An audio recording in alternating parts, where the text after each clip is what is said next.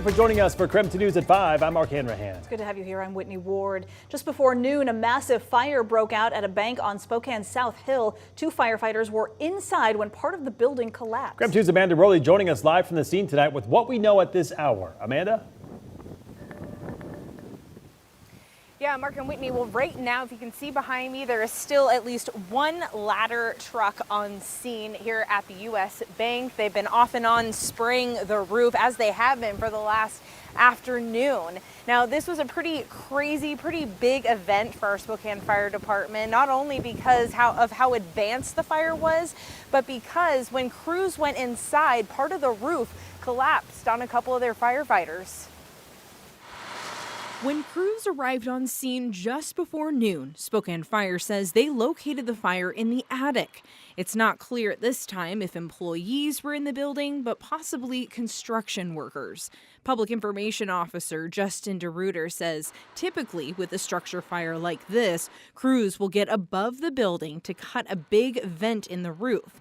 This gives the smoke and gases somewhere to go. Then crews will go inside the building to pull the ceiling down, giving the ladder truck access to the fire from above. That's what crews were doing when part of the roof collapsed on 2 firefighters. Fortunately, it was kind of just hit them on the backs.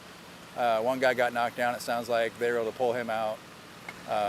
They're all walking around. They seem to be fine at this point, but that was a little too close for us to be comfortable with. It took a few hours for crews to put the fire out. During that time, the overhang around the building collapsed one side at a time. The fire department says the building is a complete loss. Now, at this time, investigators remain on scene, working to determine really what caused this fire. But the good news here tonight is, despite how bad this fire was, everyone evacuated safely and no one was severely injured. Reporting on Spokane South Hill, Amanda Rowley, KREM 2 News. Amanda, thank you very much. And in the meantime, Spokane County fire investigators found that an electrical malfunction is what caused a deadly house fire in Chattaroy over the weekend. 2 people inside were killed. Investigators say it started at an outlet in the back of the home and quickly spread along the outside wall up into the attic and into the rest of the home. They also say smoke alarms in the home were not working. The search continues tonight for a missing woman who disappeared on Saturday. The Washington State Patrol issued a missing Indigenous person alert not even 2 hours after she was last seen. KREM 2's Cody Proctor is joining us now in Airway Heights with more on what we know.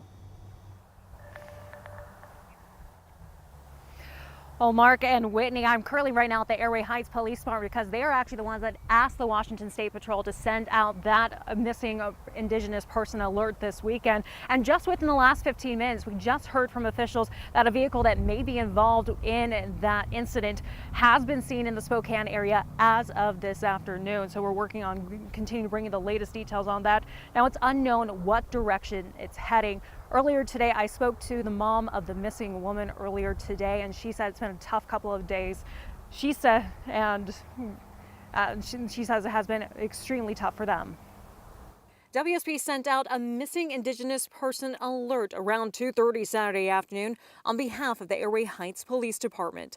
According to WSP, they're looking for 38-year-old Amanda Pacotis, who's believed to have unwillingly left a friend's Airway Heights home just before 1 p.m. that day after an incident with 51-year-old Joseph Parisian. WSP lists him as a suspect.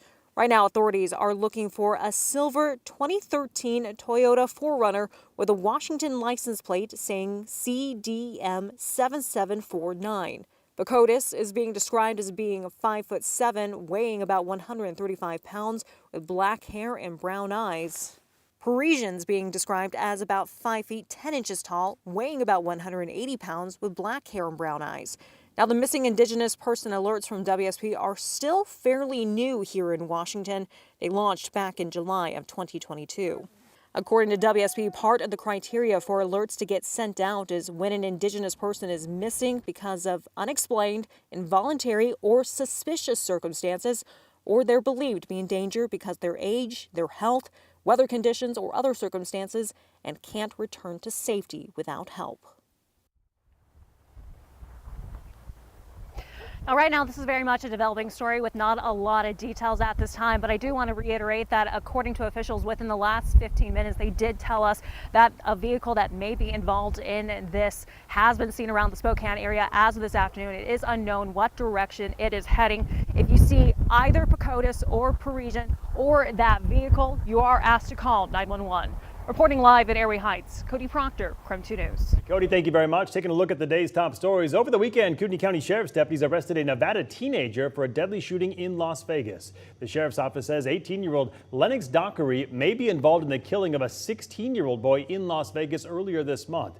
After police identified him as a potential suspect, Dockery left Nevada. The Coeur d'Alene Police Department and the Las Vegas Metro Police tracked him down in Rathdrum, where they arrested him. All right, taking a break from the headlines to talk a wet forecast. Rain and some hail return to the inland northwest with more expected tomorrow. So for more on that, let's get right to our chief meteorologist, Jeremy Legoo. Yeah, and if you're heading over the mountains, maybe even a little bit of snow. And here in town, maybe. It's an interesting one, to say the least. We are still in the 50s, and that's after plummeting into the low 40s in parts of town earlier today with all of that hail that came down. A little bit of top-down cooling. That cold air came down with some of those ice pellets to drop our temperatures. But look, across much of the region, we've still got those kind of light bands of showers. They are moving in more band-ish patterns because we get the showers to move through. It cools things down. We lose some of the cloud cover. The sun shines through. It heats things up. We get more cloud cover. We get more rising motion. We get more shower activity. We're going to see another round here in Spokane, likely within the next, I would say, hour. And then it's going to work its way out. Overall, it looks like they wind down overnight. And tomorrow morning, we get a little disturbance moving through. The timing of this means it is possible to see a little bit of snow mixing in. That rain snow line seems to be around 2,000 feet. That would mean downtown Spokane would see rain while the South Hills sees a little bit of snow.